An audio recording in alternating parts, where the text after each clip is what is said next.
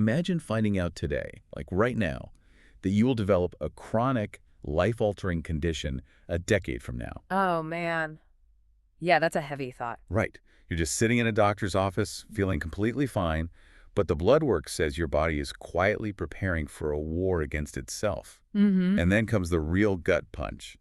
The doctors tell you there is absolutely nothing you can do to stop it. The storm is coming, and you just have to wait. Yeah, it's brutal. I mean, would you even want to know? It is a profound, almost paralyzing question, honestly. It really forces us to confront the psychological weight of modern diagnostics. Definitely. Because, our ability to predict a disease has vastly outpaced our ability to actually prevent it. Welcome to today's deep dive. Yeah. We are examining a landmark 2001 seminar published in the medical journal The Lancet. Yep, a hugely important paper. Written by researchers Mark Atkinson and George Eisenbarth, it's titled Type 1 Diabetes, New Perspectives on Disease Pathogenesis and Treatment. And it really did offer a new perspective. It totally did. Our mission today is to explore how this paper turned everything the medical community thought they knew about type 1 diabetes completely upside down. Exactly. We're going to look at why those deeply complex mysteries of genetics versus environment still matter over 2 decades later. Mm-hmm. And how modern management, specifically through physical tools like our focus brand today, Lexcam patches, keeps patients grounded in the reality of living with the condition right now. Yeah, the day-to-day reality is so important. Okay, let's unpack this. Before we can talk about predicting or managing the disease, we really have to look at the mechanics of the betrayal itself. Right. So by 2001, Atkinson and Eisenbarth were synthesizing this crucial reality that type 1 diabetes is driven by a highly specific, targeted autoimmune assault. A targeted assault. Yeah. We are looking at a scenario where the immune system's T cells essentially infiltrate the pancreas, Okay. and they selectively destroy the insulin-producing beta cells housed within the islets of Langerhans, a process that is known as insulitis. Insulitis. Got it. I often think of this less as a simple attack and more like a corrupted software update. Oh, I like that. How do you mean? Well, the immune system has millions of lines of code designed to read the molecular barcodes of everything in the body, right? Right. It has to know what belongs and what doesn't. Exactly. It knows the barcode for a virus. It knows the barcode for a healthy lung cell.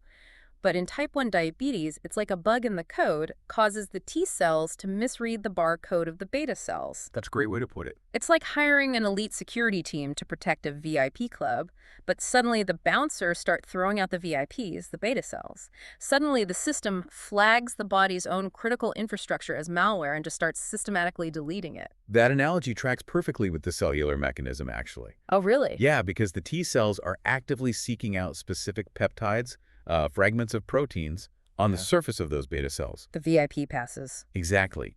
And when they bind to those peptides, it triggers this massive cascade of destruction. The T cells release inflammatory cytokines that essentially poison the beta cells while, also recruiting other immune cells to come in and clear up the wreckage. That sounds incredibly violent on a cellular level. But biologically, how is this massive demolition project happening without the patient feeling a thing? It's crazy, right? It really is. If my immune system attacks a localized infection on my skin, it gets red, swollen, and painful almost immediately. Right. You notice it right away. Yeah. Yet the pancreas is enduring this intense infiltration, and the patient feels completely normal. How long does the battle last before you actually feel it? Well, the 2001 paper delivered a really stark reality on that front. The destruction is silent because of staggering biological redundancy. Redundancy. So we just have way more than we need. Essentially, yes. By the time a patient actually develops visible clinical symptoms like extreme thirst, frequent urination, rapid weight loss, 60 to 80% of those beta cells are already permanently gone. Wait, really? 60 to 80%? Yep, gone. That is wild. Losing up to 80% of a critical organ's function before the check engine light even comes on. It really highlights how resilient the human body is, honestly. It implies the body is just redlining its remaining reserves for years, right? Right.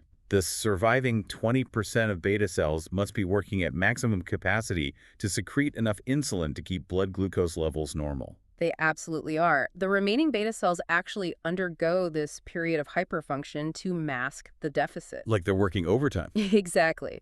But eventually, the sheer math catches up. You cross a biological threshold where the surviving cells simply cannot match the metabolic demand anymore. And that's when you see the symptoms. Right. The dam breaks, glucose accumulates rapidly in the blood, and clinical onset finally occurs. Wow. So losing 80% of the beta cells silently, that forces us to look at the root cause.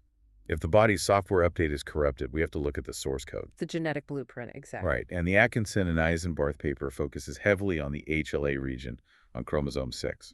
hmm The HLA region is key here. So mechanically, how does a gene on chromosome 6 dictate whether a T cell misreads a beta cell's barcode? Okay, so the HLA, or human leukocyte antigen region, it codes for major histocompatibility complex molecules. That is a mouthful. It is, yeah. Really? But just think of these molecules as the display cases on the surface of your cells. Display cases. Okay, I'm following. Their job is to hold up protein fragments, those peptides we mentioned earlier, so the passing T cells can inspect them. To see if they're friendly or not. Right. Now, if you inherit certain HLA class II alleles, like DR3 or DR4, your display cases are structurally shaped in a very specific way. Shaped how? Shaped so that they perfectly present beta cell peptides to the immune system in a way that effectively puts a target on them. Wow. So inheriting DR3 or DR4 means your immune system is structurally primed to make this catastrophic mistake. Exactly. And it accounts for roughly half of a person's genetic risk. Okay, but here's where it gets really interesting. If this is driven by an inherited genetic structure, we have to look at identical twin data.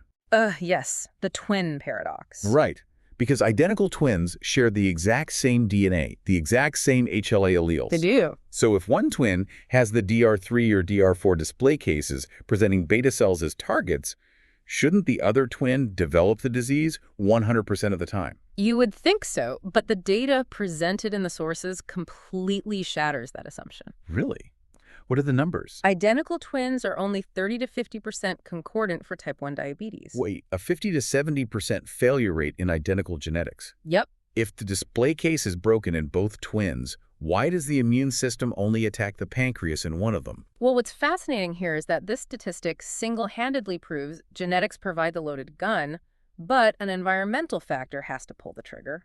The million-dollar question. There must be an environmental trigger. Exactly. There must be an external event that initiates the insulitis.